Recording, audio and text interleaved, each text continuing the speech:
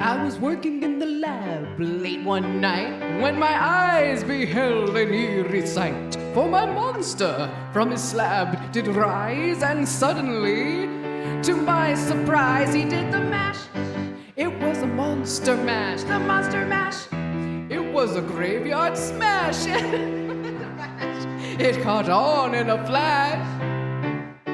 It was the monster mash from my laboratory in the castle east to the master bedroom where the vampires feast. The ghouls all came from their humble abodes to catch a jolt from my electrodes.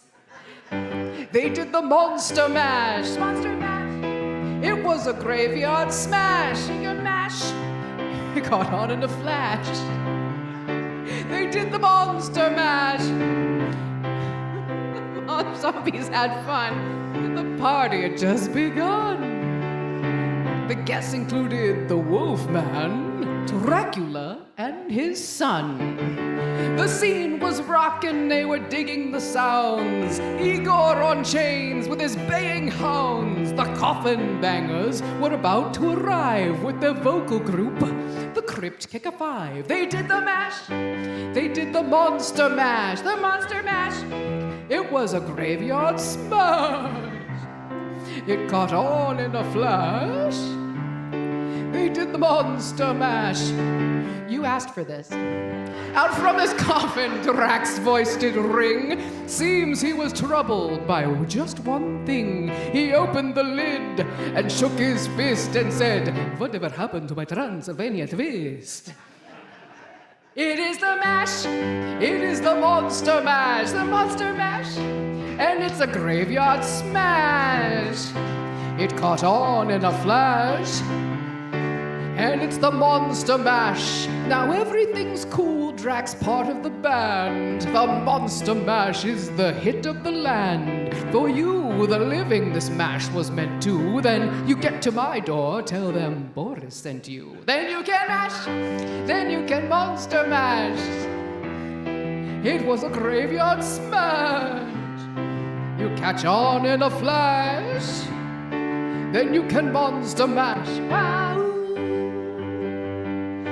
Wow, wow, here we go. Wow, wow, mash good.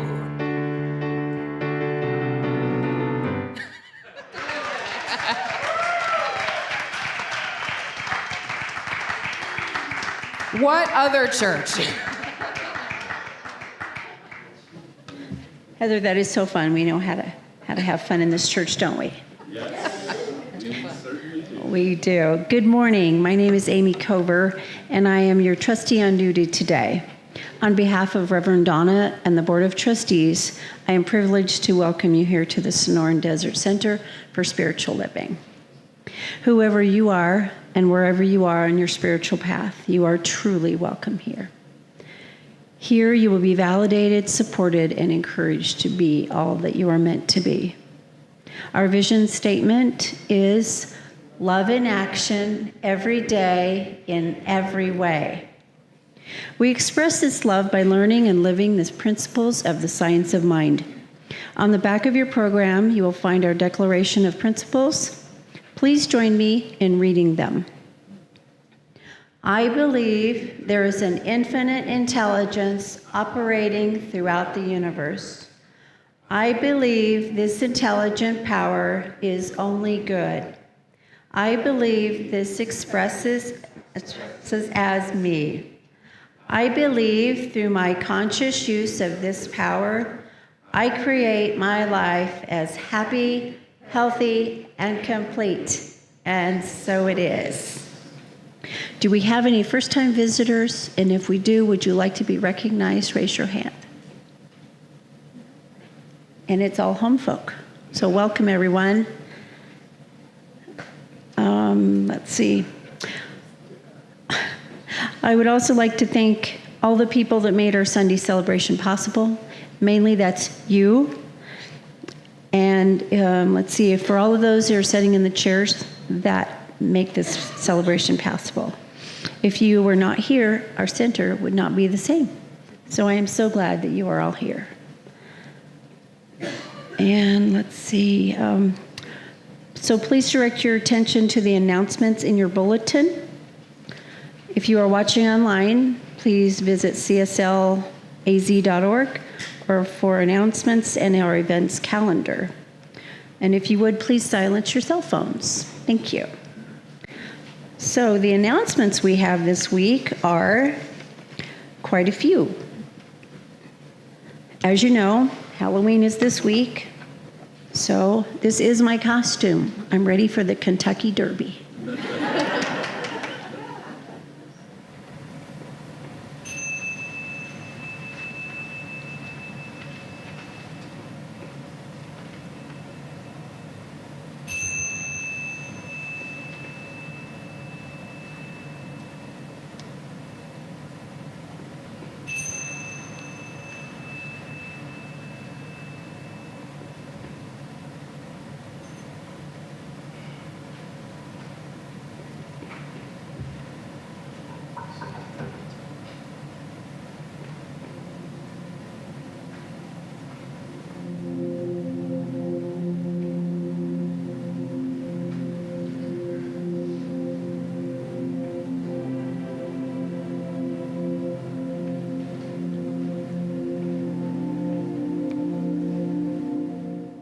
The God in me beholds the God in you.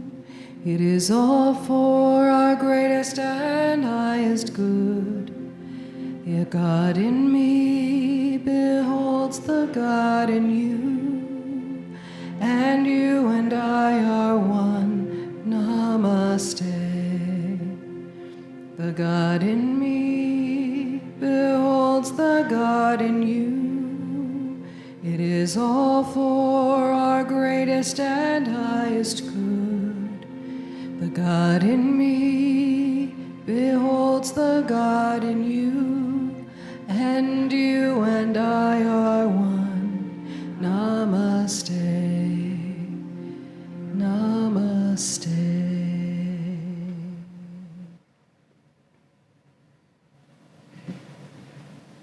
Good morning. My name is Louise, and I am your practitioner today. And as practitioners, we are the praying arm of the church. So if you would like a prayer for someone, something going on in your life or someone else's life, we have a prayer request forms over there in the little box. You put them in there. We send them out to the practitioners and our Reverend Donna, and we all pray for you.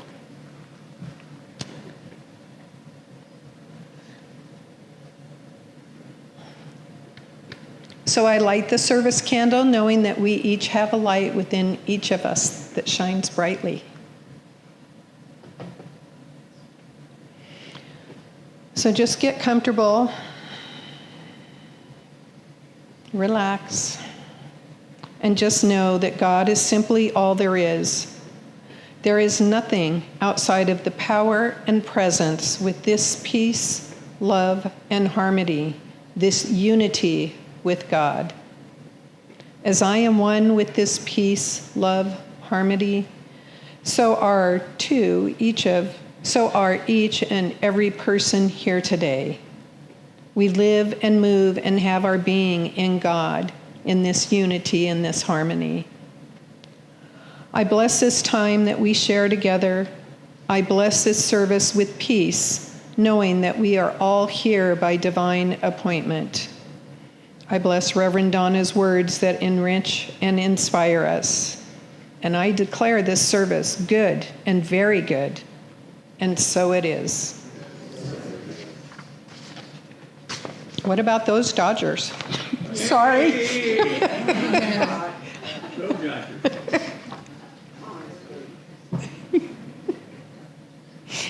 All right, so my reading today is my thoughts on seeking God on a deeper level.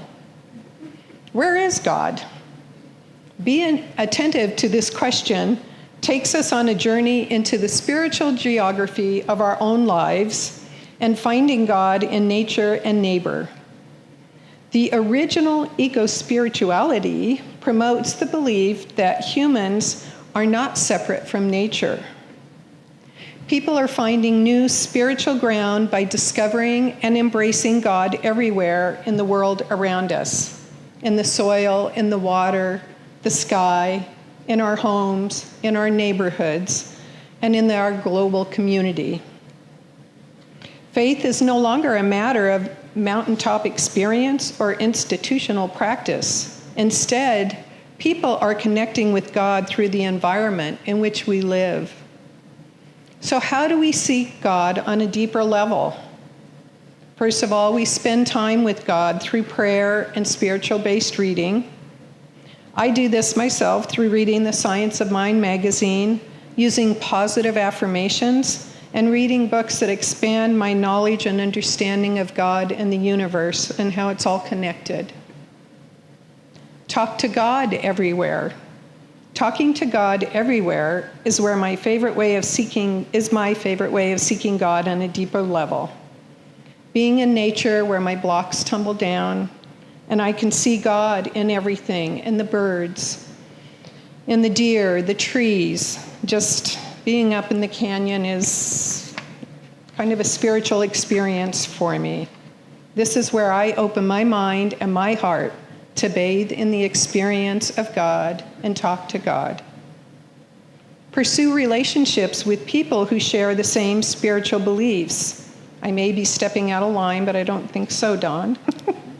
I believe this is one reason the men's breakfast is so beloved by those who attend. It is a safe environment where the members can be their authentic selves and where they can share and more deeply explore the spiritual questions and expand their beliefs. Listen to God's voice. I call on God through spiritual mind treatments. An example is saying, for me, there is one power, one God, one presence in the universe, and I do call it God.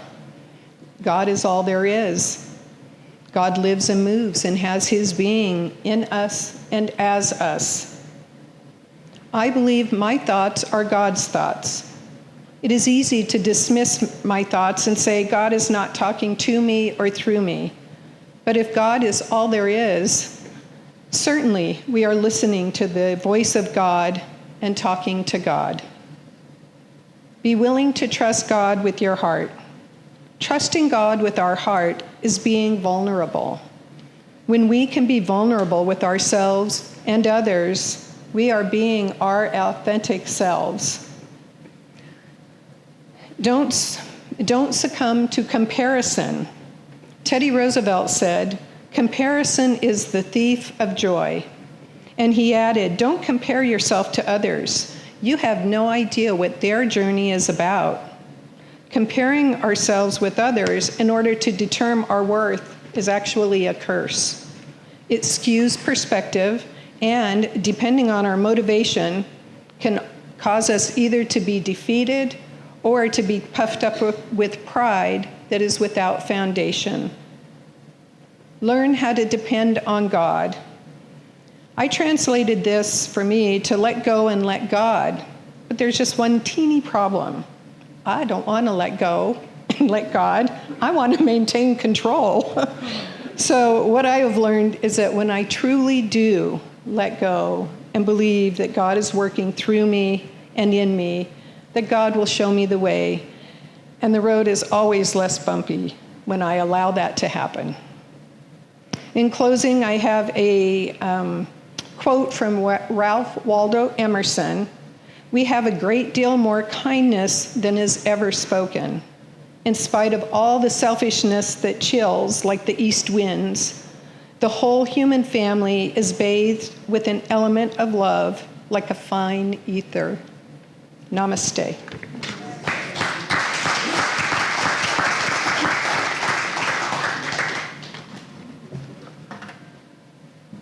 So I take this service candle and hold the high watch for each and every one of you. Today's special music. I've chosen a very special song for today's special music, and I wanted to introduce it by talking a little bit about this little dog. This is called a Xoloitzcuintli, and this is a Mexican hairless dog. And the reason that I'm showing you this picture is because today in the Mexican culture is the Day of the Dogs.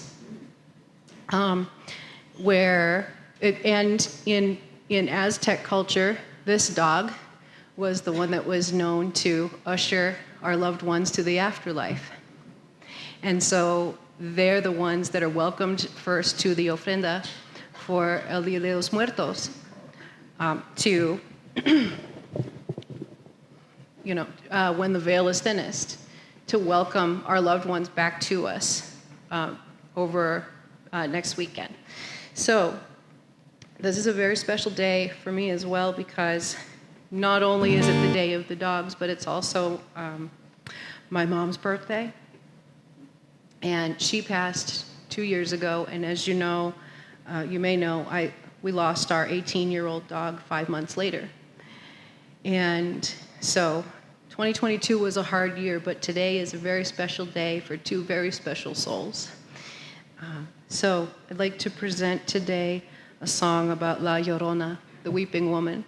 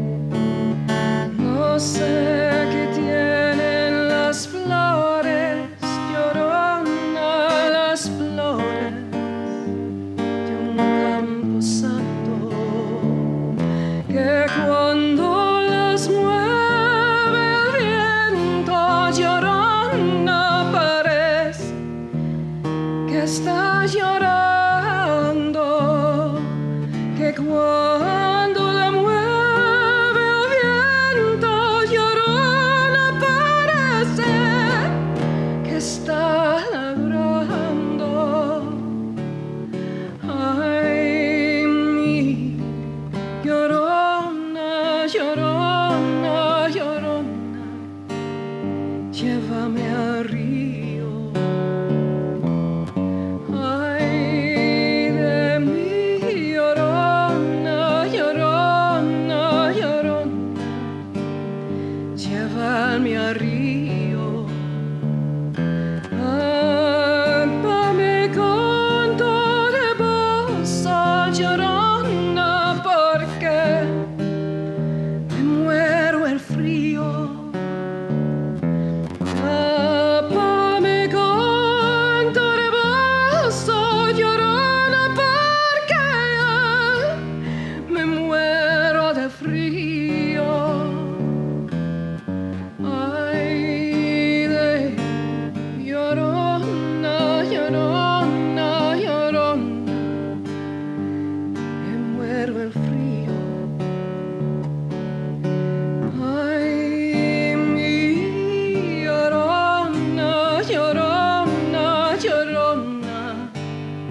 llévame al frío.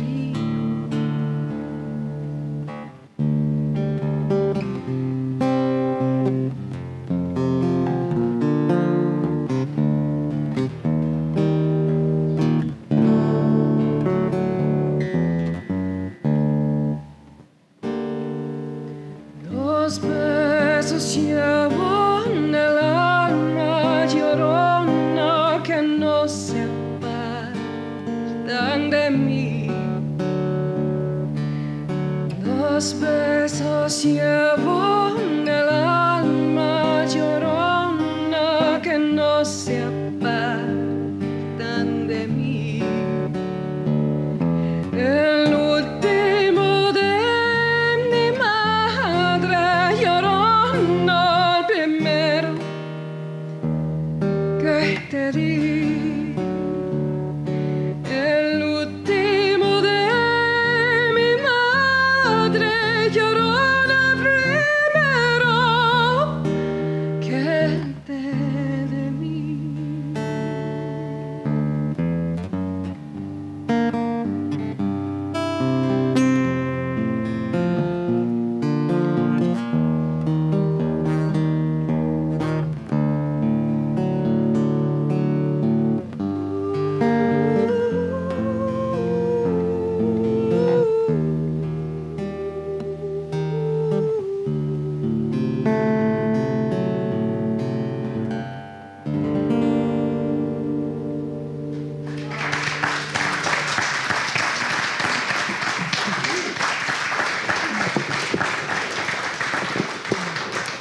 Muchas gracias. Feliz cumple, mamá, y feliz Día de Muertos.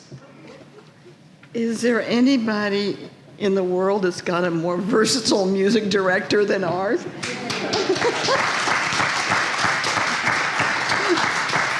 I mean, I loved our prelude music this morning. And it is kind of fun. And thank you, Amy, for letting me borrow your witch hat. I forgot mine. And Charlie, you're wonderful as Beetlejuice. I love that too. So we've got our little splatterings of Halloween. And I do want to make one announcement before we start. The trunk part of what they're doing at Sopery School is only one, because they're also doing something inside Sopery School. And so the one that Amy talked about is put on by the Amado youth. But the one is put on that John is taking, that we're taking candy to, is at Sopery School. It's sponsored by the people at Sopery School. So. Yeah. 3 or 4. Is it 3 to 4?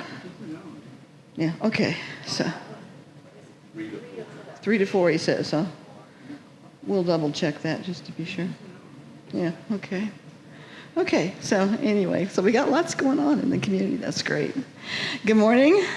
Good morning. Well, we're finishing our theme for the month with today's topic. I've chosen deep belonging.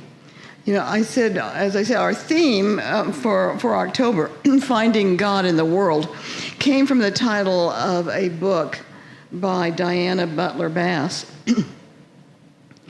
And she, as a former Christian minister, traces the transformation of the old view of religion as a hierarchy with God above in heaven to a God that lives and moves in the world.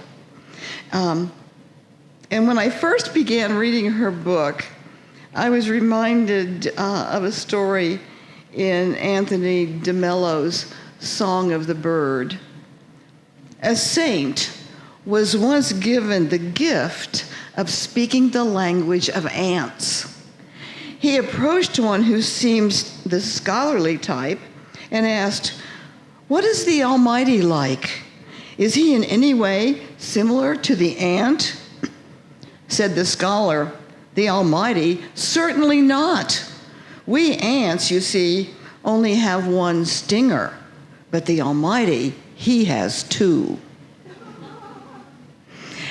And so I thought about that, because how many of us have grown up with a two-stinger God, a God that is just like us, only bigger, sits on the throne and throws down directives, you know? and he's just like us, except we only have one stinger. So, but she writes, and Ms. Bass writes, not so long ago, believers confidently asserted that God inhabited a heaven, a distant place of eternal reward for the faithful.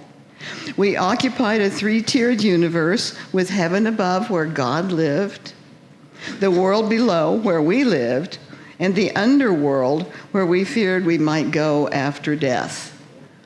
The church mediated the space between heaven and earth, acting as a kind of holy elevator wherein God sent down divine directions. And if we obeyed the directives, we would go up eventually to live in heaven forever and avoid the terrors below. And she goes on, she says, for the last several centuries, the primary questions regarding God and the world were of dogma or practice. Who is God, and what must I do to be a good person to be saved? Every religion answers those questions differently, and human beings typically accepted what their natal faith taught them. But faith questions now center on finding God. Where is God? And figuring out what discovering the sacred here means. How does God's presence enliven our actions in the world? Simply put, the informational queries of who and what, along with their authoritative answers, have been traded for the experiential and open-ended concerns of where and how. And I think, you know, we have been kind of a forerunner to all of this with this philosophy. But there's another story from Anthony DeMello. The master was asked, what is spirituality? He said, spirituality is that which succeeds in bringing one to inner transformation. But if I apply the traditional methods handed down by the masters, is that not spirituality? It is not spirituality if it does not perform its function for you. A blanket is no longer a blanket if it does not keep you warm. So spirituality does change, people change, and needs change. So what was spirituality once is spirituality no more. What generally goes under the name of spirituality is merely the record of past methods. So, in her book, Ms. Bass believes that there were things like the horror of World War II, the Holocaust, and the more modern tragedies of 9/11 and Sandy Hook, which was our first American experience of children shot en masse, have caused us to question the God that is part of past records. And I can identify with Ms. Bass. A lot of you have heard my story. As I look over my own spiritual quest, from the time I was little until my teens, I mean, I was born into the Presbyterian Church, baptized in it. And when the daughter of our pastor became pregnant out of wedlock, the deacons called a meeting and fired him immediately. Even in my teens, I knew this was wrong. Here was a family who needed our support, our love, our compassion, who had given us theirs, and yet they were dismissed as if they had never been part of our family. So I left my Presbyterian roots and considered myself an agnostic for many years. Like the people Ms. Bass has defined, I didn't want to give up a belief in something greater than me, but I was no longer sure that the church could tell me what that was. You know, a lot of you have told me that the first time you came through our doors, you felt like you were home. And when I went with a date to a Wednesday night service at Founders Church in Los Angeles, I felt that way too. Here was a philosophy, a religion that showed me a God that enlivened the world. Here, my own belief in something bigger and keenly personal made perfect sense. Here, I learned about a God as a power, an intelligence that is both transcendent and yet infinitely personal. The very breath of God breathes through me. So after 20 years of searching, I found my home, and I have never left. And I trust that you have found yours as well. I hope so. So I've chosen deep belonging as my topic today because I think that is what I found that Wednesday night in Los Angeles. And in fact, I think that's what we mean when we say, gee, I'm home. I'm home. So I thought that a good way to end this whole series about finding God in the world is to talk about belonging. Because there is within each one of us a need to belong. In fact, I think we're hardwired with a need for community, a need for connection, for interaction. And there are really two kinds of belonging. They're sort of, they mirror each other. And one is outer belonging, and the other is inner belonging. And it's this inner belonging that we find through what our teaching is. It was the search that Diana Bass went on and found. Architect and futurist Buckminster Fuller was walking by Lake Michigan, so depressed about the death of his daughter that he was contemplating suicide. And suddenly his thoughts of suicide were interrupted by a voice in his head that said that he did not have the right to take his own life because, quote, you do not belong to you, you belong to the universe. And after that point, he took a vow of silence until he had something worth sharing. And this led to what he called synergetics, the underlying geometry of unified physics. So he truly belonged to the universe because he gave us something. I don't know anything about synergetics, but just the little teens I read, it's kind of like physics and metaphysics as they come together.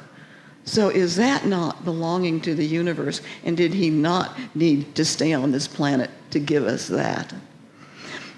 So when we belong to the universe, we are in touch with something beyond language, but it's as real as the chairs that we're sitting on.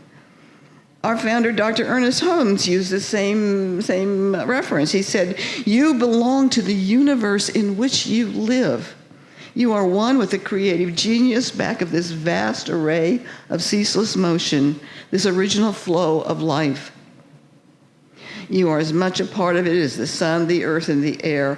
There is something in you telling you this, like a voice echoing from some mountaintop of inward vision, like a light whose origin none has seen, like an impulse welling up from an invisible source.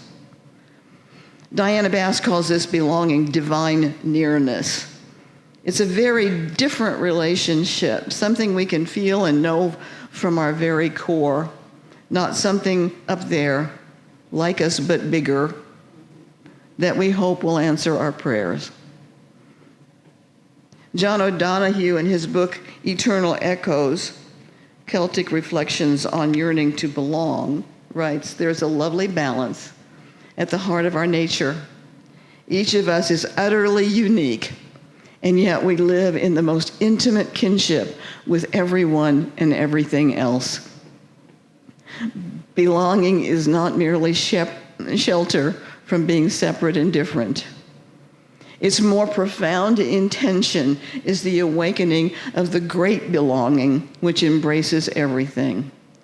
Our hunger to belong is a desire to awaken this hidden affinity. Then we know that we are not outsiders cut off from everything, but rather participants at the heart of creation. So there seems to be two ways in which belonging is part of our lives. There's this inner sense that we belong to spirit, the great belonging that embraces everything. And there is a hunger to belong as a human being in our little corner of the planet. You know? And these two belongings, as I said, they're not separate from each other. The spiritual need to belong that wells up from within from that invisible source is reflected in our human need to belong, whether to a family, a set of friends, a spiritual community, a significant other. Arthur Brene Brown defines belonging as the innate human desire to be part of something larger than us. And she says, because this yearning is so primal, we often try to acquire it by fitting in and by seeking approval, which are not only hollow substitutes for belonging, but often barriers to it. Because true belonging only happens when we present our authentic, imperfect selves to the world. Our sense of belonging can never be greater than our own level of self-acceptance. So authenticity and self-acceptance are two sides of a single coin. When we have a spiritual faith in who and what we are, as an expression of a loving power and presence, it is easier then to accept ourselves as human beings with flaws and imperfections. And from this self-acceptance, we are authentic in our interactions with others.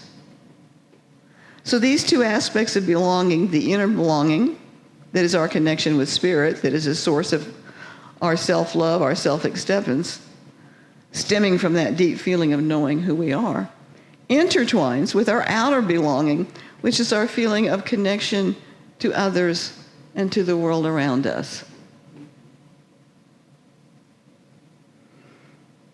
Poet David White uses home as a synonym for belonging. And I love this poem. It's a bit long. But he says, to feel as if you belong is one of the great triumphs of human existence, and especially to sustain a life of belonging and to invite others into that. But it's interesting to think that our sense of slight woundedness around not belonging is actually one of our core competencies. That though the crow is just itself, and the stone is just itself, and the mountain is just itself, and the cloud and the sky is just itself, we are the one part of creation that knows what it's like to live in exile. And the ability to turn your face towards home is one of the great human endeavors and the great human story.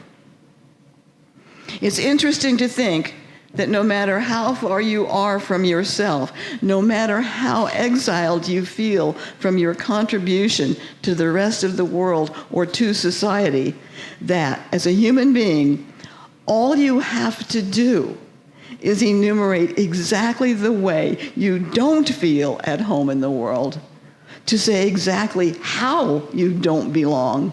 And the moment you've uttered the exact dimensionality of your exile, you're already taking the path to the way back to the place you should be. You're already on your way home.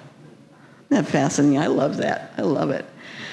So we all know that our beliefs influence our world of affairs. So unless we take time to cultivate this inner sense of belonging, we won't feel the joy of external belonging either. Any sense of exile, then, is that place that feels separated from our spiritual wholeness, from our own authenticity. The crow is just itself, the stone is just itself, and the mountain is just itself. Where am I not myself? When I answer that question, I am on my way home. And this home is not just my family or my tribe. It's the world in which I live with every other human being, animal, bird, and plant. When we feel and sense our belonging to the universe and we experience our belonging to the earth, we become part of this sacred web of life. Poet Mark Nepo says, the further I wake into this life, the more I realize that God is everywhere and the extraordinary is waiting quietly beneath the skin of all that is ordinary. As I move out into the world, I live out my uniqueness, But when I dare to look into my core, I come upon the one common center where all lives begin. In that center, we are one and the same. In this way, we live out the paradox of being both unique and the same. For mysteriously and powerfully, when I look deep enough into you, I find me. And when you dare to hear my fear in the recess of your heart, you recognize it as your secret that you thought no one else knew. And that unexpected wholeness that is more than each of us, but common to all, that moment of unity is the atom of God. Thank you. Namaste.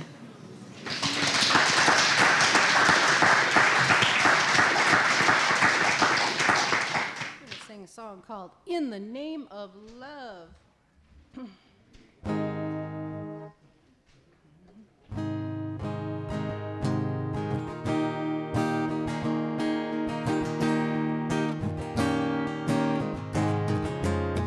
In the name of love, with a heart of grace, overflow in us, decorate this place.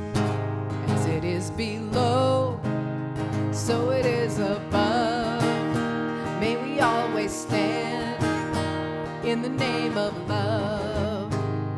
When the veil is gone, there's only one of us, only one, in the name of love. When the day is done, we will sing this song all as one, in the name of love. In the name of love, may we always be seeking out the best till we all are free, living in a world we've been dreaming of, where we stand as one in the name of love.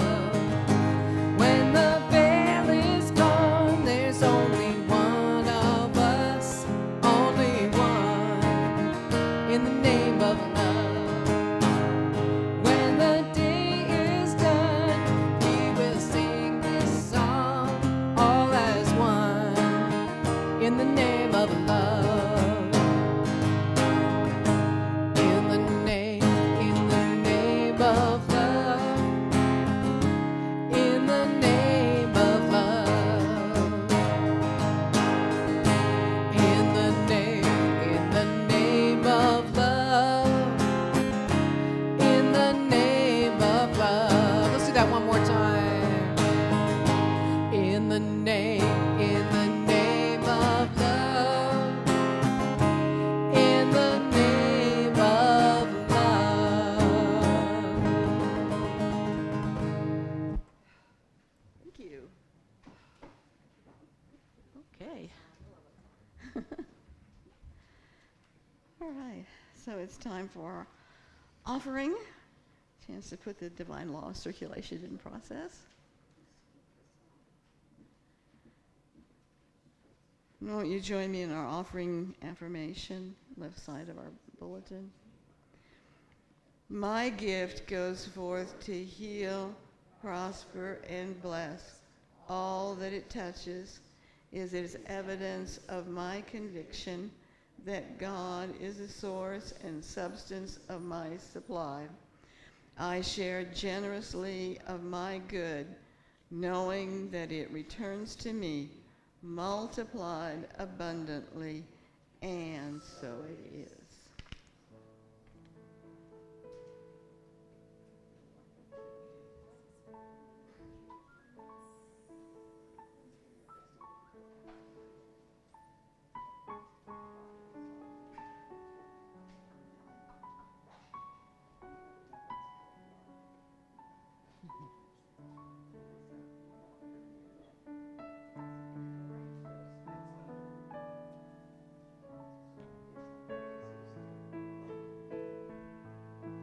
I am so blessed.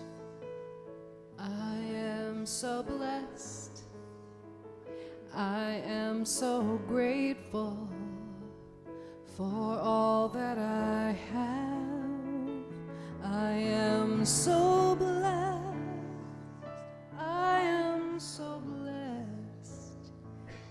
I am so grateful.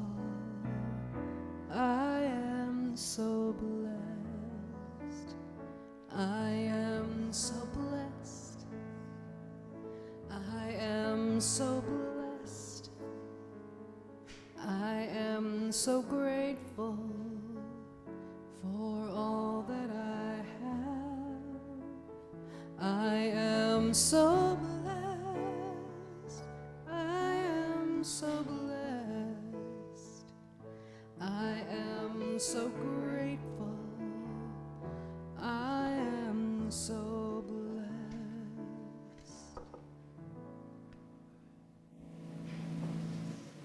And again, thank you for your generosity and for all that you do, not only here in our spiritual community, but our little neck of the woods. When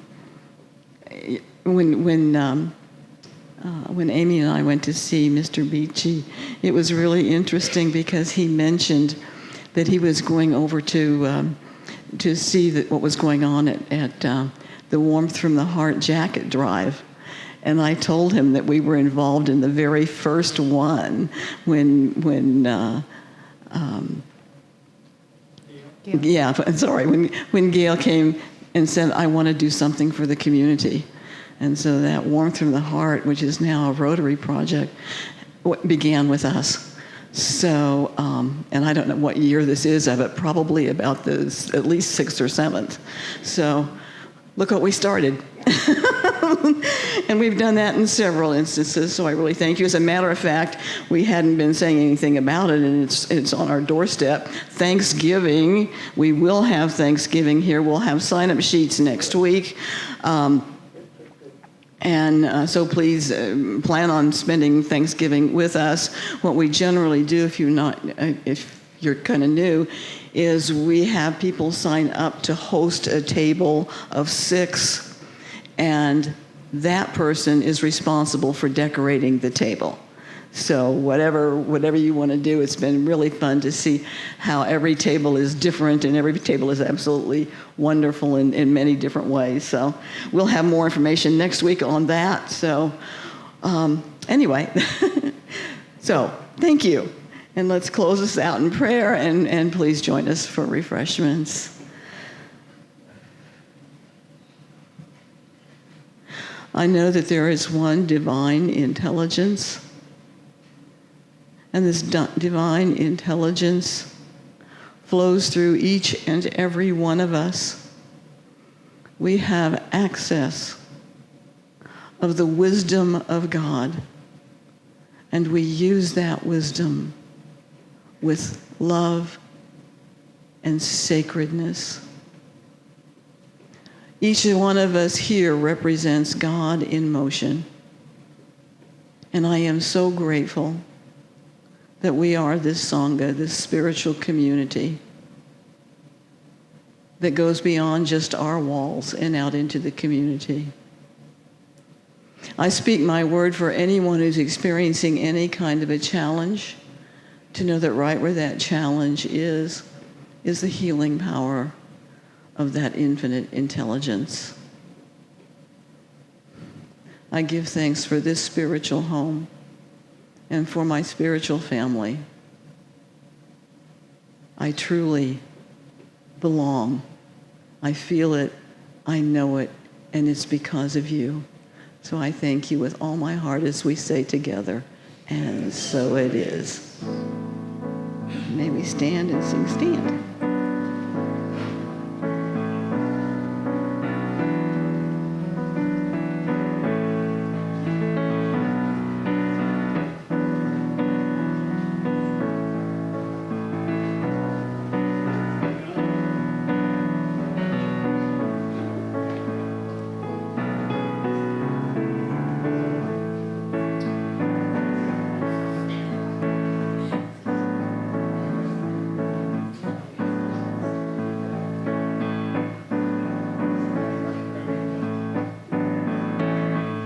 So let there be peace.